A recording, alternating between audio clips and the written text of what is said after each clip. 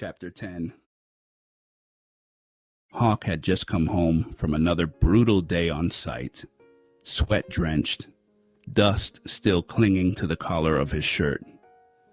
His boots thudded against the tile as he stepped inside, the air heavier than usual, silence stretching like a rubber band about to snap. He didn't expect to see her, but there she was, Alena, curled up on the library couch, a book open on her chest, her breathing soft and even. The late afternoon light spilled through the window, casting her in warm gold. Her hair was a mess of curls, half tangled in the pillow, the other half falling over her face like a silk curtain. One shoulder had slipped free of her blouse, the edge of the blanket dangling off the couch, barely covering her legs. Hawk froze in the doorway. He should have walked away, should have let her be, but his feet didn't listen. Slowly, almost cautiously, he stepped inside the room. She shifted in her sleep, murmuring something too soft to catch. Then he heard it. His name. Hawk. It wasn't angry. It wasn't laced with fire like most of the time she said it. It was soft, pleading, like she needed him. His chest tightened. He moved closer, quiet as a shadow, and crouched beside her. His hand hovered over her cheek, trembling with restraint. God, he wanted to touch her. Just a brush of his knuckles. Just enough to remind himself she was real. But he didn't. Instead, he pulled the blanket back over her legs, gently tucking it under her side. He reached up and brushed her hair from her face, fingers lingering just a second too long before retreating. Her lashes fluttered, her lips parting with a faint breath. But she didn't wake. He wanted to say it. I'm sorry. But the words wouldn't come. Pride clamped down on his throat like a vice. So he sat there, watched her sleep, watched her chest rise and fall, steady and calm, so unlike the storm she usually was. She looked peaceful. She looked like something he didn't deserve. When she stirred again, he stood, backed away, pretended he'd never been there. By the time her eyes opened, the room was empty again. But the warmth on her cheek lingered and the blanket was tucked just right. It was past midnight, ilang araw nang mailap kay Alena ang tulog. The walls of her room were starting to feel like nosy titas, closing in on her, whispering about her secrets when they thought she couldn't hear. Sa umaga, kaya pa niyang magpanggap na normal ang lahat. Smile here, small talk there, konting tawa, konting drama sa soap opera ng mama niya sa sala. But when nighttime came, her brain clocked in like an overzealous security guard, replaying everything. Every touch, every sigh, every scandalous second she spent with him. That morning changed everything. That encounter. That moment she gave herself, no, offered herself on a silver platter, to Hawk. She winced at the memory. For the first time in her life, hinayaan niyang may lalaking humawak sa kanya. And not just hold, but hold. Yung tipong pwede nang kasuhan kung conservative ang pamilya mo. Ibinigay niya ang sarili niya, and now her conscience was throwing a fiesta sa utak niya. Complete with banderitas and a live band. She tried to drown herself in family bonding, channeling her inner responsible daughter to keep everyone from noticing. Ganun pala, pag guilty, you overcompensate like you're auditioning for Best Actress sa Family Reunion Awards. Of course, her kuya couldn't know. No way, bagong tatay pa lang si kuya, fresh from the delivery room ang anak. She refused to be the headline scandal sa tahimik niyang buhay. Same with her parents. Papa was busy playing ultimate business tycoon, while Mama had both hands buried in gemstones and wire cutters for her jewelry obsession. Mama, echoing memory. Baka naman magustuhan mo rin, anak. I won't force you if it's not your thing. She had planned to try, to bond, to be normal. But now, paano pa? Paano ka maglilinis ng mga singsing habang nagfa-flashback sa kasalanang ginawa mo sa kama? Number. Focus. Smile. Convince everyone. Nothing happened. Except, of course, everything happened. But no one could know. She pressed her hands against her temples, pacing the room like a girl possessed. Hawk hadn't approached her since that day. Thank God. Except for the part where, well, sometimes she swore she felt him. His gaze, somewhere in the dark, like a ghost with excellent posture.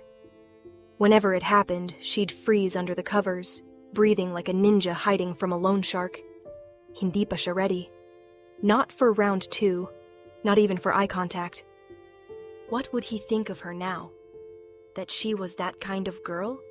The type na pinag-aral sa convent, tapos nagwawala sa unang pagkakataon na may dumaplis na braso sa balat niya? She wanted to scream sometimes. She'd spent her whole life guarding her virtue like a K-drama lead, only to throw it away like a limited-time promo. And for what? Love? Number? Forever?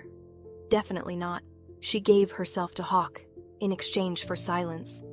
Parang buy one, take one na kasalanan. Her stomach churned at the thought. What would Lola Carmela say if she found out?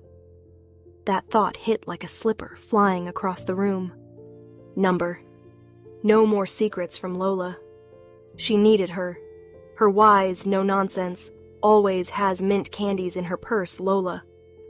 Hands trembling, she grabbed her phone and slipped out to the veranda, away from eavesdropping walls and over-curious houseplants. She called. 1 ring. 2. Then, hello? Lola Carmela. How's my beautiful Oppo? The warmth in her voice was enough to melt Alena's insides into mush. Okay naman po, Grandma. I just miss you. I miss the villa. I miss the monastery. Also, I may have lost my virginity to a man who might or might not be a criminal. But hey, one problem at a time. Gabi na dyan, Apo. Gising ka pa? Nakaabala po ba kita, Lola? Abala? Hindi naman. Kailan ka pa naging abala sa akin, prinsesita? Princesita. That word always made her feel like she was 8 again, curled up in Lola's lap after scraping her knee. You're having bad dreams again? If only. If only it were just bad dreams. Her lips parted, ready to confess, to beg, to spill it all. But all that came out was a wobbly, Lola, what if I did something very, very stupid? The silence that followed was both comforting and terrifying. Alena could almost see her grandmother pausing, removing her reading glasses, preparing for the drama her Apo was about to unload. Apo, ilang Hail Mary kaya ang kailangan para dito? Mga 20? 50? Ay, Apo. Mukhang matindi ito. Alena laughed, but it came out half-sob. I love you, Lola. I love you too, Princesita. Now tell me, anong kalokohan ba itong pinasok mo? With that, Alena took a deep breath and jumped headfirst into her confession. Hawk couldn't sleep.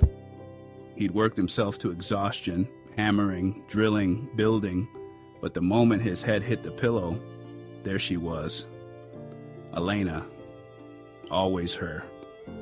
She'd been avoiding him since breakfast, locked away in her room, quiet as a secret he wasn't allowed to know. And for a while he tried to be noble, the gentleman who gave her space. But damn it, every breath of air in that house carried her scent. Every sound felt like her whisper. Every minute apart stretched him thin. So when midnight came, he gave up. No plan, no excuse, just need. He found her on the veranda, bathed in silver moonlight, phone to her ear, voice trembling. Lola, hindi mo yata naiintindihan. May nararamdaman ka ba para sa lalaking yan? Tinangay ka niya pero bakit pakiramdam ko ayaw mong umalis sa piling niya? He froze.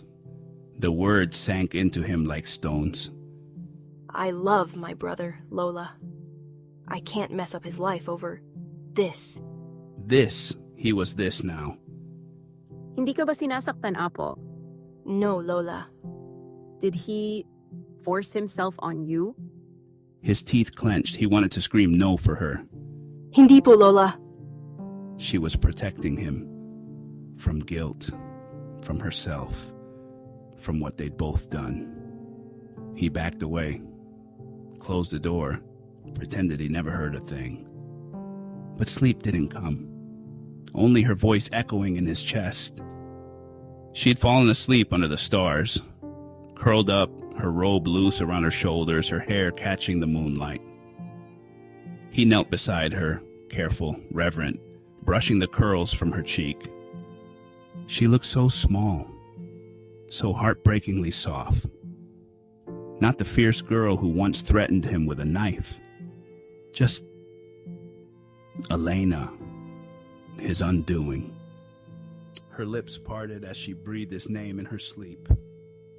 Hawk. He nearly lost it right there.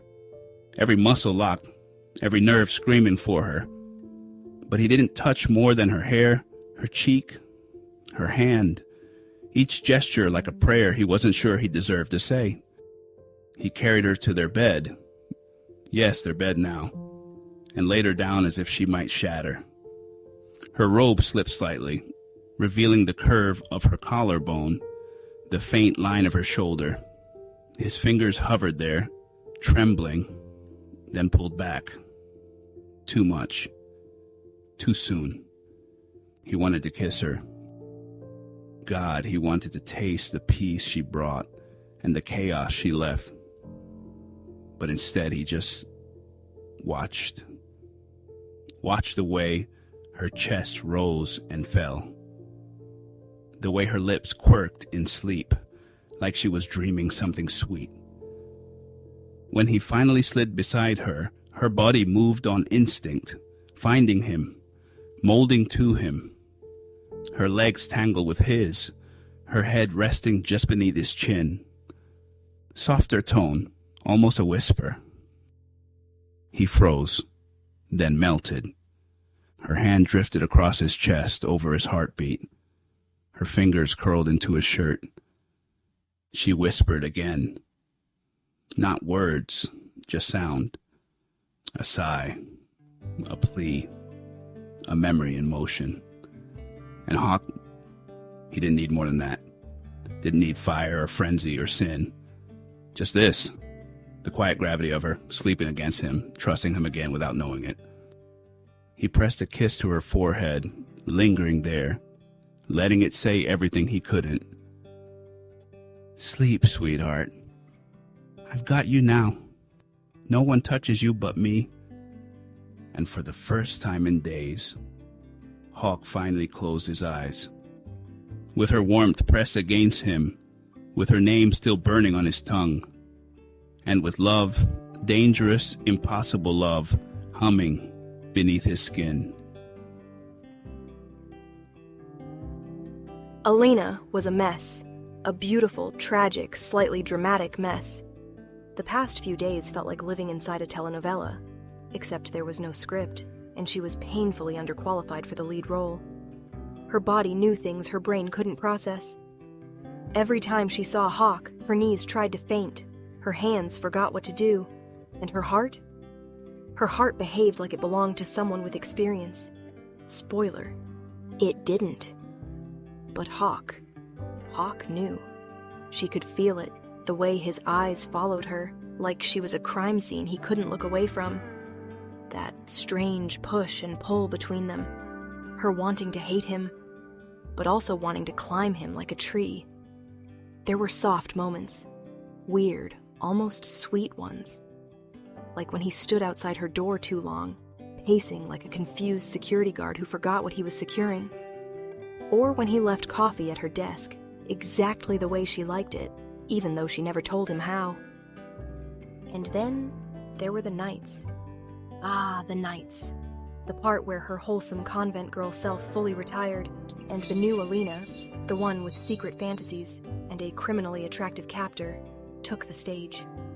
He would come into her room like a ghost, with excellent timing.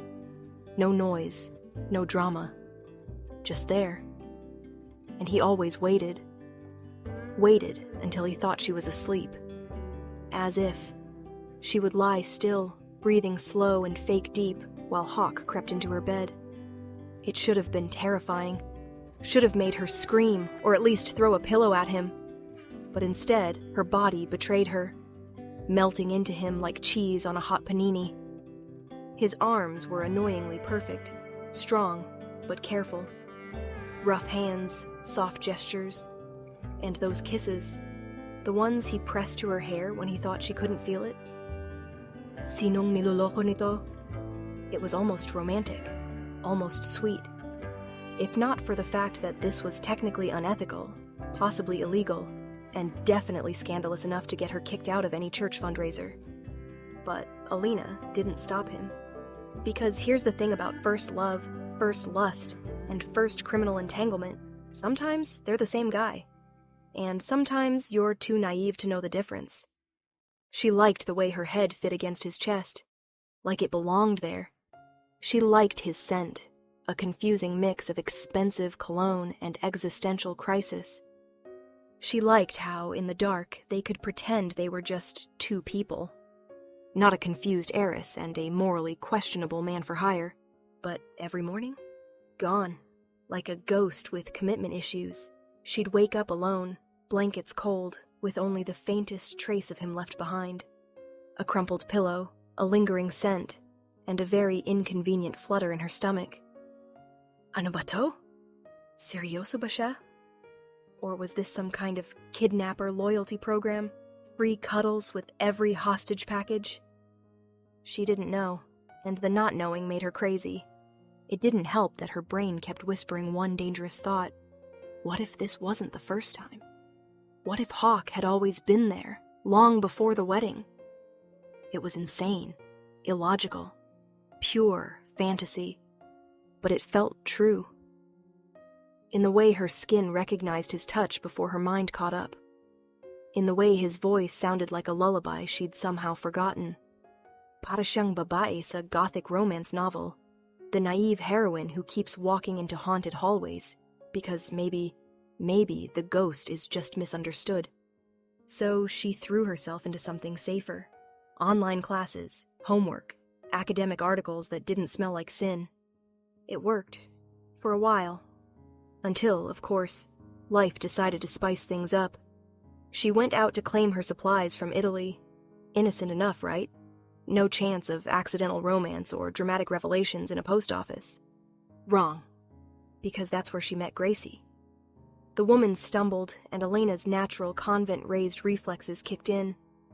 Save the stranger, offer kindness, smile like you mean it. Basic good girl 101.